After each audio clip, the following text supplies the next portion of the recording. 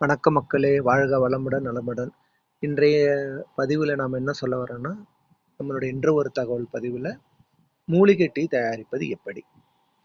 So மூலிகை tea இது எல்லாருக்குமே தெரிஞ்சிருக்கும்.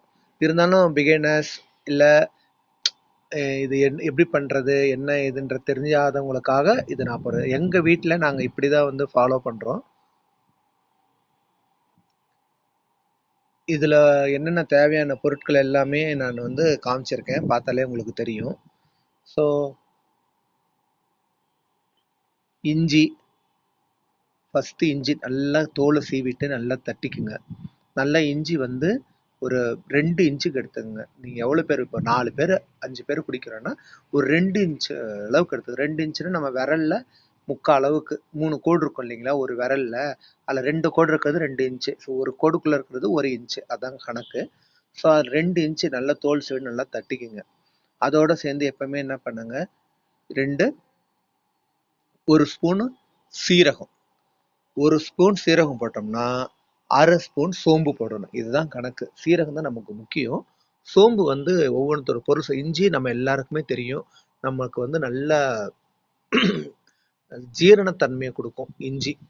ஸோ ஏதாவது நமக்கு செட் ஆகலை, உடம்புக்கு செட் ஆகலை கூட நம்ம உடனே என்ன பண்ணலாம், இஞ்சி சீரகம் கொதிக்க வச்சு குடித்தோம்னா எல்லாமே வயிற்றில் இருக்கிறதெல்லாம் கிளியர் ஆகிடும். ஸோ இஞ்சி சீரகம் சோம்பு 3 சொல்லிட்டேன்னா, அப்புறம் பட்டை எதுக்கு நாங்கள் போடுறோம்னா, அது என்ன சொல்கிறேன்னா உடம்புல வெயிட்டை பேலன்ஸ் பண்ணி கொடுக்கும். ஸோ ஆக்சுவலாக அடுத்த ஒரு கொடுக்குறேன் வெயிட் லாஸ் கஷாயம், அதுவும் நான் உங்களுக்கு டிப்ஸ் தரேன். ஸோ அந்த ஒரு தனி இதுவும் நான் உங்களுக்கு கொடுக்குறேன். இப்போதைக்கு டீ எப்படி போடுறது பிகினர்ஸ்க்காக. ஸோ பட்டை, அதுக்கப்புறம் கிராம்பு 2 ஏலக்காய். ஸோ ஃப்ரண்ட் ஸ்க்ரீன்லேயே கொடுத்துருக்கேன் என்னென்ன பொருள்லாம் வேணும்னு சொல்லிட்டு. இதெல்லாம் மேண்டட்ரி. இது கிராம்பு நமக்கு எல்லாருக்கும் தெரியும், கொரோனா காலத்தில் நமக்கு ஆக்சிஜனை நல்லா இம்ப்ரூவ் பண்ணி கொடுத்துச்சு. ஸோ அது கிராம்பு.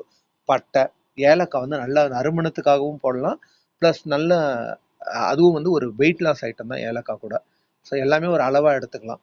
இது கடைசியில் 2 சொல்லியிருப்பேன், துளசி இலையும் ஓமவல்லியும். துளசியும் ஓமவல்லியை பற்றி நான் சொல்லவே தேவையில்லை, எல்லாருக்கும் அதை பயன்பாடு தெரியும். துளசின்றது ஒரு அருமருந்து, இருக்கிறதுலே நம்பர் 1 மூலிகைன்னா அது துளசின்னு தான் சொல்லுவோம் எல்லாரும். ஓமவல்லி சளிக்கு நல்லா கேட்கும். ஸோ 2 ஓமவல்லியால் ஒரு 10 துளசி இலை நல்லா இடித்து அதுவும் இதுலேயே ஆட் பண்ணிக்கோங்க. இந்த மாதிரி டீ செஞ்சு குடிச்சு பாருங்களேன். அன்னைக்கு ஒரு நாள் ஃபுல்லாக நீங்கள் எவ்வளோ புத்துணர்ச்சியாக இருக்கீங்கன்னு உங்களுக்கே நல்ல டிஃப்ரென்ஸ் தெரியும். இதுதான் மக்களே நான் சொல்ல வந்த பதிவு. இன்னும் நார்மலாக டீ குடிக்காமல் இந்த மாதிரி போட்டு குடித்தோம்னா டீயில் இருக்கிற அந்த தன்மையும் போயிடும், நமக்கு அதுக்கு பதில் நல்ல ஹெல்த் பெனிஃபிட்ஸாகவும் இருக்கும். இது நமக்கு குழந்தைங்களுக்கு பழக்கப்படுத்துறது இல்லை, அப்படியே கொடுக்கணும்னு நினச்சிங்கன்னா சளிலாம் இருக்கும்போது என் பசங்களுக்கு நான் இதுதான் போட்டு கொடுப்பேன், நல்லா கேட்கும். வாழ்க வளமுடன். நன்றி, வணக்கம். இந்த பதிவு எல்லாருக்கும் ஷேர் பண்ணுங்கள், சப்ஸ்கிரைப் பண்ணுங்கள்.